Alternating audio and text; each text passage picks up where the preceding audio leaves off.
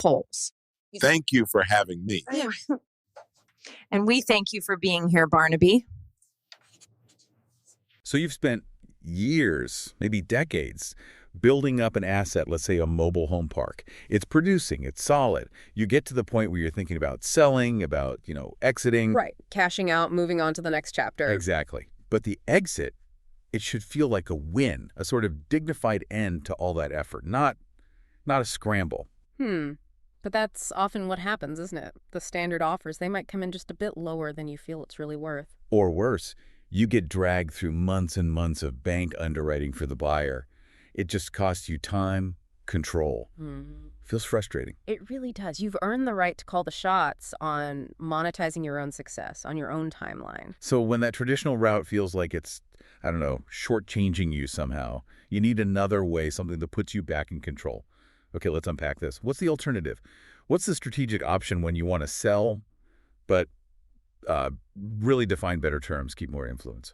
Well, that's where we're diving deep today, into something called seller carry, or sometimes owner financing. It's more than just a transaction type. It's really a shift in role. You stop being the day-to-day manager, no more tenants, leases, repairs, and instead you step into the role of the financier. You essentially become the bank for your own asset sale. Okay. From operator to creditor. That sounds like a big shift in thinking. It is, absolutely. And it offers some really compelling advantages. We're talking steady, passive cash flow, shedding those operational headaches. Definitely appealing. And importantly, some very specific tax advantages you just don't get with a typical lump sum sale. It's how savvy sellers can structure a really smart financial exit. Okay, so to really get why this is, as you say, elegant, maybe we should contrast it with how things usually go down. Good idea. The standard path.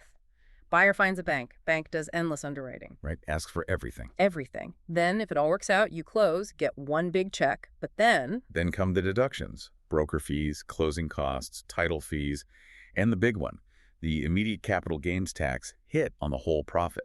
Ouch. Exactly. With seller carry, you basically cut out that middleman, the bank. Yep. The seller, that's you, in this scenario, holds the note. You become the lender. So the buyer pays me directly. Directly, in installments you both agree on. This puts you, the seller, in this really unique spot where you're earning interest income on the money owed. And crucially, you control the key terms, the interest rate, how often payments are made, the length of the loan, maybe even the amortization schedule. So instead of getting this big chunk of cash that, frankly, I immediately have to worry about paying taxes on and then reinvesting somewhere else, Right. I've created a structured, predictable income stream every month, say. And it's secured by the very asset I know inside and out. Precisely. You're done with the management hassles, the day-to-day grind, but the asset is still generating income for you. That's passive cash flow backed by solid real estate. It's a real evolution in how you manage your wealth. Okay, I think I get the concept. But here's where it gets really interesting for me. Let's make it concrete. The source material had a pretty clear example, didn't it? Using a mobile home park sale. It did. And that asset type is often a good fit, given the typically stable cash flow. Ready to run the numbers? Let's do it. So assume the park sells for $800,000. Okay.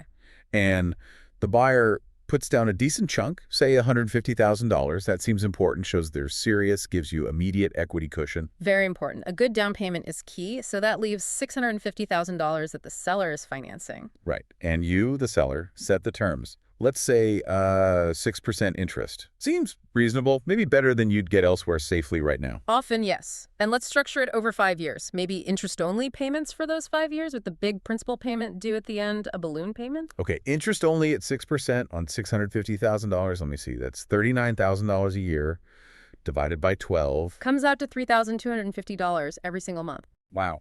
$3,250 a month just flows into your account? Yeah. For financing a deal you wanted to do anyway?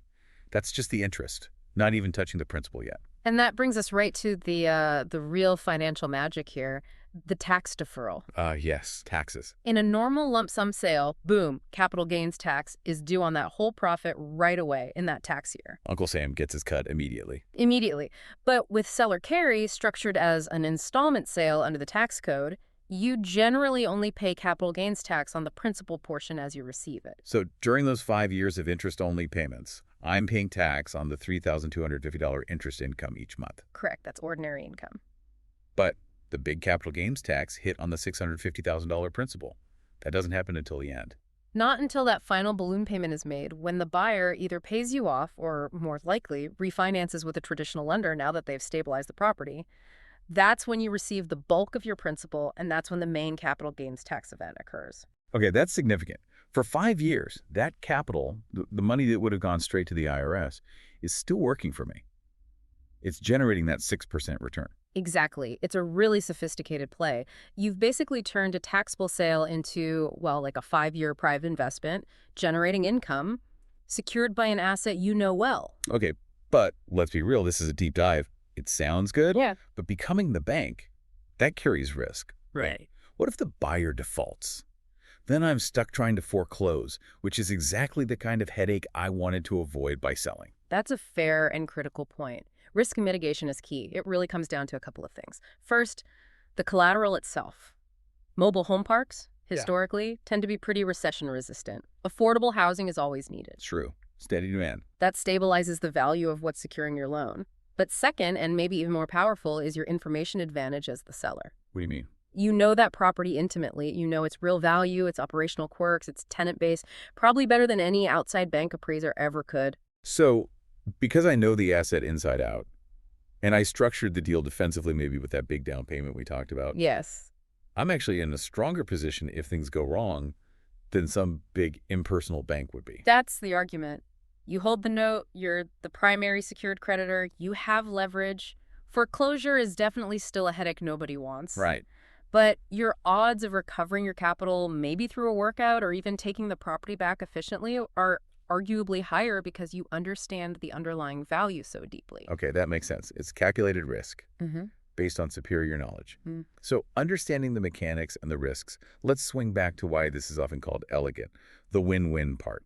Absolutely. For the seller, the wins are pretty clear. You often get your price, you dictate the pace to some extent, you earn a solid return, often better than CDs or other conservative options, like that $3,250 a month in our example.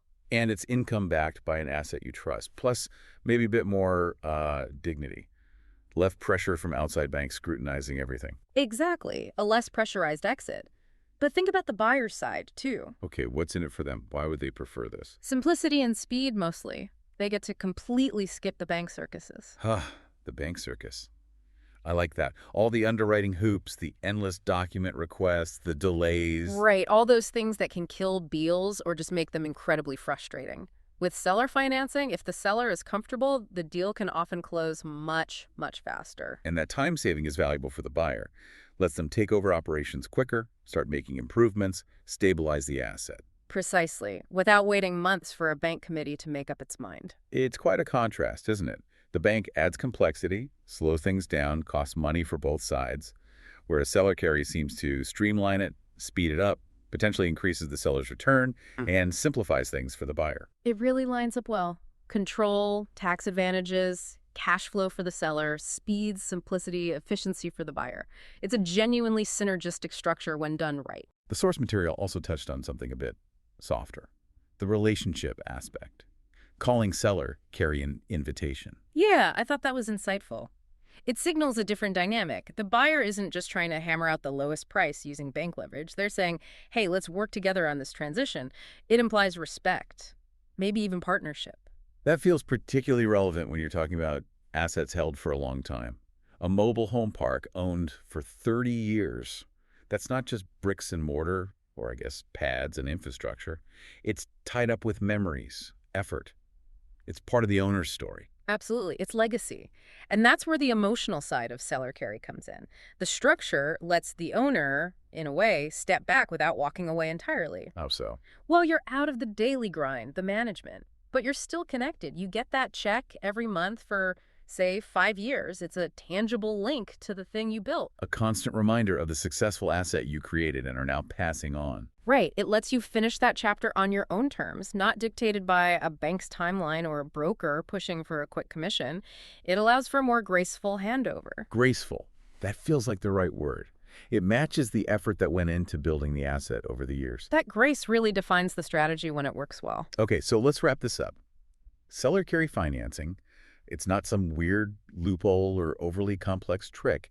It sounds like a genuinely powerful, almost elegant financial tool, especially for someone who's owned an asset long-term and wants a smart exit. So what does this all mean?